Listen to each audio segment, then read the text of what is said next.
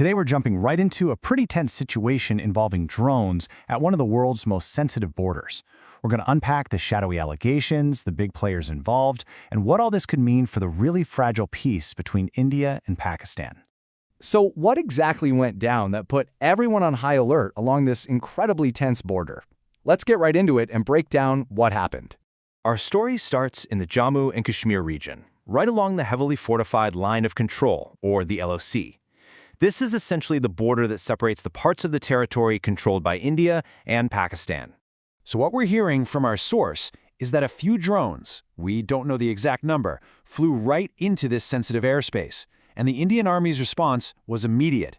They opened fire from the ground, which forced the drones to turn back. Okay, so this brings us to the million-dollar question, right? Who was flying these drones? Well, according to the analysis we're looking at, the answer is a little more complicated than you might think. And this is where things get really interesting.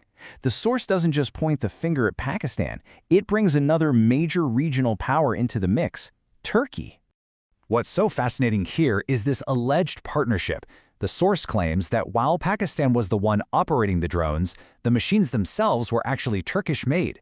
That points to a pretty significant collaboration on a military and technical level. And the source doesn't just make this claim out of thin air, they point to a few things.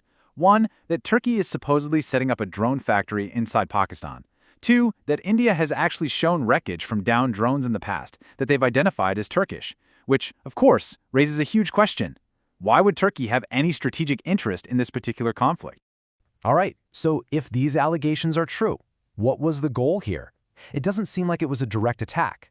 The analysis suggests this mission had a completely different purpose. Think of it more like a reconnaissance mission, to probe the defenses. The goals seem pretty clear.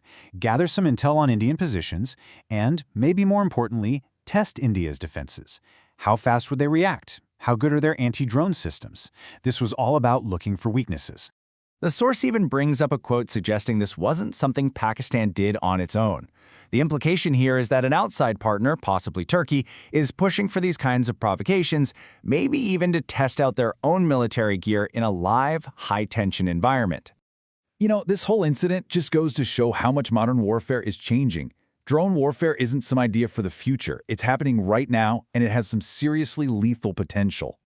And let's be really clear, we're not just talking about surveillance drones here. We're talking about kamikaze drones or suicide drones. These things are basically flying bombs. They're designed for one-way missions with a precision strike at the end, a tactic we've seen used with absolutely devastating effects in the war in Ukraine. And this really shows you what's at stake. Our source points to an earlier incident where a drone supposedly got near the Jalandhar airbase. That base houses 4 of India's cutting-edge Rafale jets. A single successful hit on a target that valuable would be nothing short of catastrophic. So, let's zoom out. What's the bigger picture here? Well, our source connects this drone incident to a much broader analysis of the military balance in the region, and it makes a pretty stark prediction about what could happen next. This analysis brings up a prior assessment it calls Operation Sindhu, and according to the source, the main conclusion from that assessment was that Pakistan's foreign-supplied gear, whether it's American F-16s, Chinese jets, or now these Turkish drones, is just not effective against India's defenses. A really key argument that the source makes is that Pakistan often gets lower-quality versions of military equipment from its international allies. They're not the most advanced models, which makes using them for provocations like this even more of a head-scratcher. So, based on all of this, the source offers a pretty chilling forecast. It predicts that any future conflict wouldn't be a small, limited strike. No, it would be an unlimited war involving the full power of India's Army, Air Force, and Navy, all aimed at one thing, a decisive victory. And that brings us to the final massive question hanging over all of this. If the analysis is right, and Pakistan is aware of its own military limitations, why would they risk provoking a much larger conflict? Why would you risk a war you might not be able to win? It's a very high-stakes gamble, and it leaves you wondering what the next move in this dangerous game is going to be.